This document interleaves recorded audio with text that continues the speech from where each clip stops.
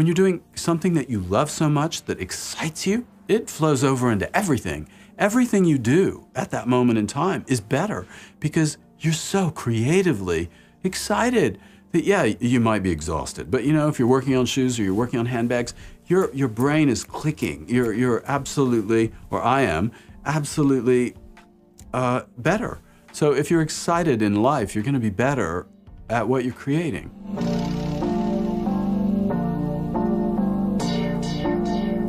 I'm Tom Ford. I'm a fashion designer. I started out my working career as an actor. I made television commercials, mostly only television commercials, but I was very successful at it. And at one point I was probably, for my age, I was playing, late teens, and I was in my late teens. I was one of the most successful TV actors for my age, I guess, that there was. So I spent half my time in Los Angeles, half my time in New York. And I realized I was doing a Prel shampoo commercial, and the hairdresser was brushing my hair, and I remember him saying, you're going to lose your hair. And I was 19, and it threw me into such a panic. Even starting to grow a beard threw me into a panic, because my agent said, you've got to sort of cover that up with pancake or something. You're looking too old, you're playing a teenager. And anyway, I won't bore you with all that, but I realized that I was much too insecure to ever be an actor. Probably now, if I were to go back and try to be an actor, I'd be better at it, because I might actually just be able to let myself go, which you have to do if you're an actor. But I realized it wasn't for me, and I realized that I wanted to be on the other side of the camera. I would be doing a commercial, listening to what the director was saying, watching how he was doing it. He would feed line readings to the actors, and I was thinking, no, that's totally wrong. That's not what I would do. That's not how I would do it. And that was really the first inkling I think I had, that I wanted at some point to be a director. My heart lies in reality. My heart lies in, although when I say reality, film for me is reality.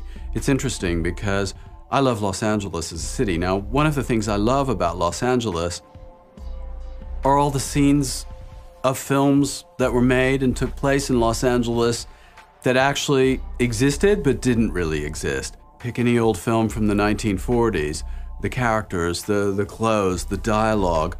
Those things actually happened. They didn't happen in real life, but those people said those things. They walked through those sets.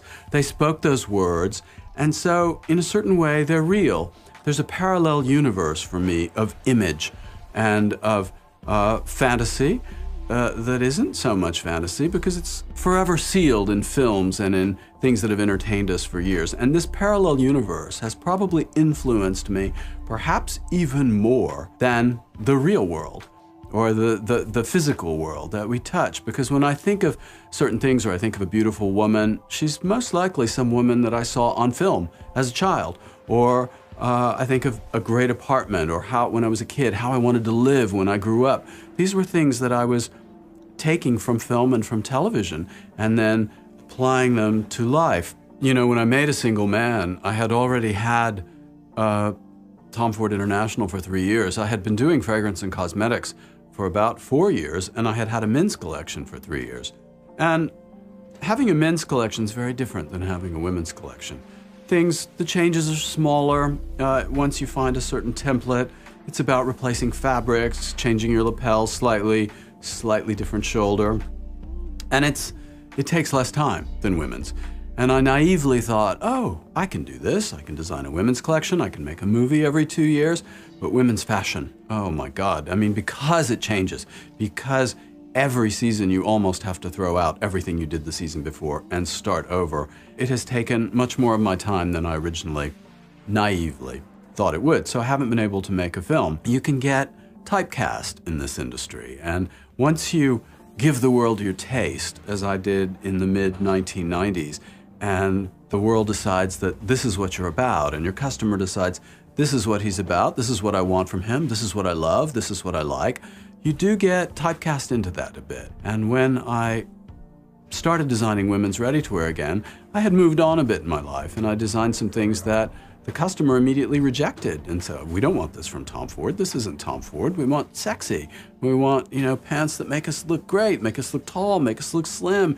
We want higher heels. We want sexy. So it took a while also to find the right balance with what I was designing for my customer. Sexy in 2013 is different than sexy in 1997. So while that customer wants, and maybe it's the same type of customer, maybe she's a younger version than she would have been, or maybe she's not, things do change, and our standard of beauty has changed. While they want sexy, and I've been identified as one of the sexy designers, sexy today is very different than it was in 1997. So you still have to be contemporary, current, you have to react to what has gone before you, what's happened, what's coming next, and the mood of the world. So it is different, but you can't make a radical swing and all of a sudden start designing, or I couldn't start designing things that maybe people hadn't thought of you designing before. When I first came back and started designing women's ready-to-wear again, I didn't do shows. And in a way that was very freeing. Not only did it free me from the pressure of having to create something that would translate on a runway or photographically, but it enabled me to really concentrate on the customer.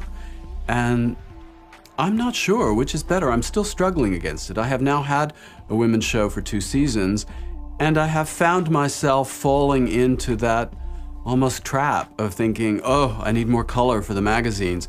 Oh, will it run? Will it play on the runway? How will it look digitally? How will it photograph? All those black dresses, they're going to all look the same when you see them online. So maybe I need to change that. And when you start changing fashion to suit medium that you're using to display it, sell it, talk about it, I don't know whether that's right, because you end up creating things that maybe the customer, when they're in a small space, touching, feeling, trying on, doesn't respond to the same way.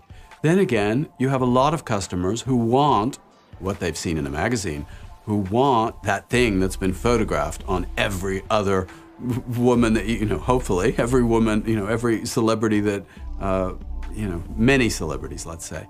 And you have that woman who wants that. So I'm not sure yet. I think we meet our customer first on the internet. I think everyone today, my father, who's 82, he lives on the internet. He reads every newspaper every morning, from the New York Times, the London Times. He's online. And he's often emailing me saying, you looked great last night in that blue velvet jacket when you were, because he's popping up pictures of me from, so I think that this has, and certainly younger customers,